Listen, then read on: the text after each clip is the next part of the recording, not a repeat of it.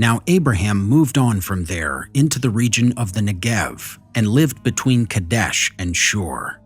For a while he stayed in Gerar. And there Abraham said of his wife Sarah, "She is my sister." Then Abimelech, king of Gerar, sent for Sarah and took her. But God came to Abimelech in a dream one night and said to him, "You are as good as dead because of the woman you have taken. She is a married woman." Now Abimelech had not gone near her, so he said, "Lord, will you destroy an innocent nation? Did he not say to me, 'She is my sister'? And didn't she also say, 'He is my brother'? I have done this with a clear conscience and clean hands." Then God said to him in the dream, "Yes, I know you did this with a clear conscience, and so I have kept you from sinning against me. That is why I did not let you touch her."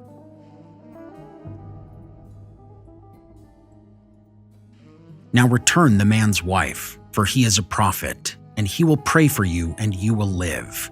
But if you do not return her, you may be sure that you and all who belong to you will die.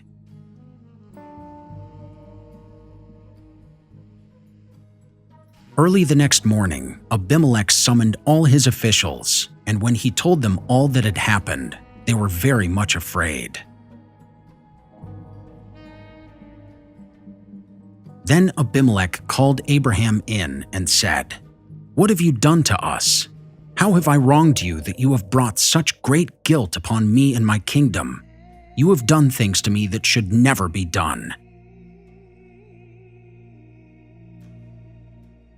And Abimelech asked Abraham, "What was your reason for doing this?" Abraham replied, "I said to myself, 'There is surely no fear of God in this place, and they will kill me because of my wife. Besides, she really is my sister, the daughter of my father, though not of my mother, and she became my wife.' And when God had me wander from my father's household, I said to her, 'This is how you can show your love to me. Everywhere we go, say of me, he is my brother.'"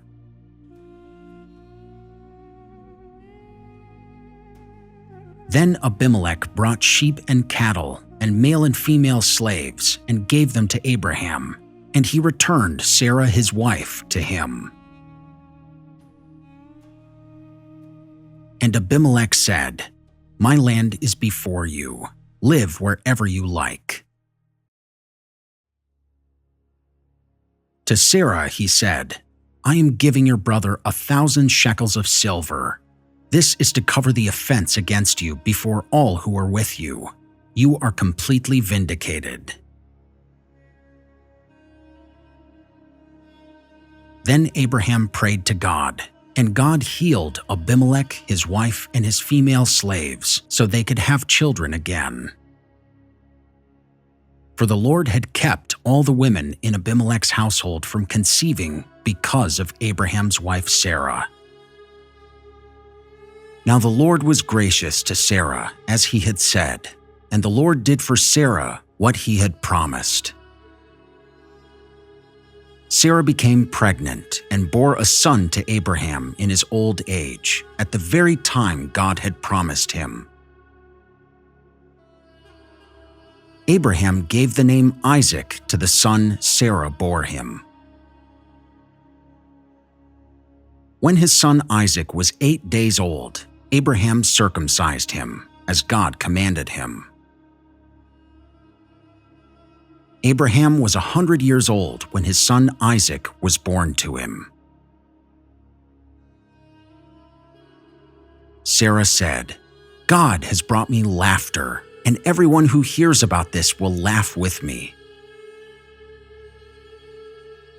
And she added, "Who would have said to Abraham that Sarah would nurse children? Yet I have borne him a son in his old age." The child grew and was weaned, and on the day Isaac was weaned, Abraham held a great feast.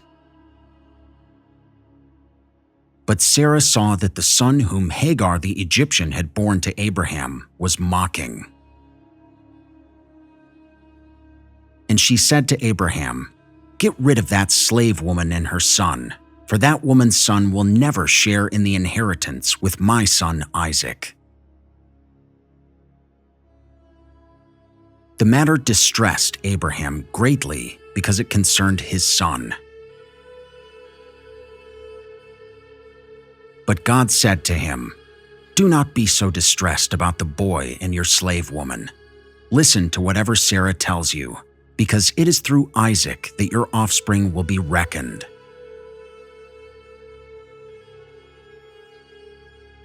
I will make the son of the slave into a nation also, because he is your offspring. Early the next morning, Abraham took some food and a skin of water and gave them to Hagar. He set them on her shoulders and then sent her off with the boy. She went on her way and wandered in the desert of Beersheba. When the water in the skin was gone, she put the boy under one of the bushes. Then she went off and sat down about a bowshot away, for she thought, "I cannot watch the boy die." And as she sat there, she began to sob.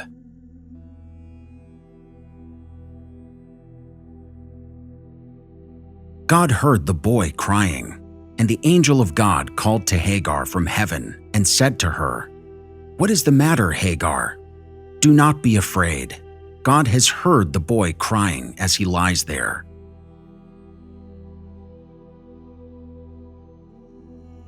Lift the boy up and take him by the hand, for I will make him into a great nation." Then God opened her eyes, and she saw a well of water. So she went and filled the skin with water and gave the boy a drink.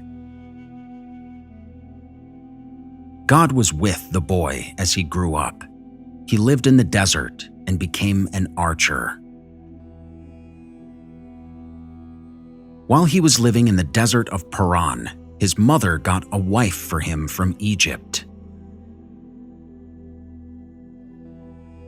At that time, Abimelech and Phicol, the commander of his forces, said to Abraham, "God is with you in everything you do."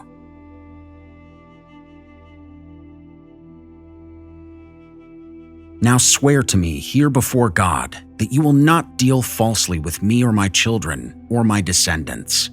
Show to me and the country where you now reside as a foreigner the same kindness I have shown you.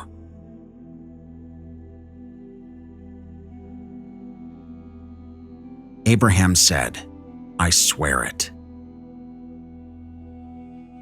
Then Abraham complained to Abimelech about a well of water that Abimelech's servants had seized. But Abimelech said, "I don't know who has done this. You did not tell me, and I heard about it only today." So Abraham brought sheep and cattle and gave them to Abimelech, and the two men made a treaty. Abraham set apart 7 ewe lambs from the flock. And Abimelech asked Abraham, "What is the meaning of these 7 ewe lambs you have set apart by themselves?" He replied, "Accept these 7 lambs from my hand as a witness that I dug this well." So that place was called Beersheba, because the two men swore an oath there. After the treaty had been made at Beersheba, Abimelech and Phicol, the commander of his forces, returned to the land of the Philistines. Abraham planted a tamarisk tree in Beersheba, and there he called on the name of the Lord, the eternal God. And Abraham stayed in the land of the Philistines for a long time.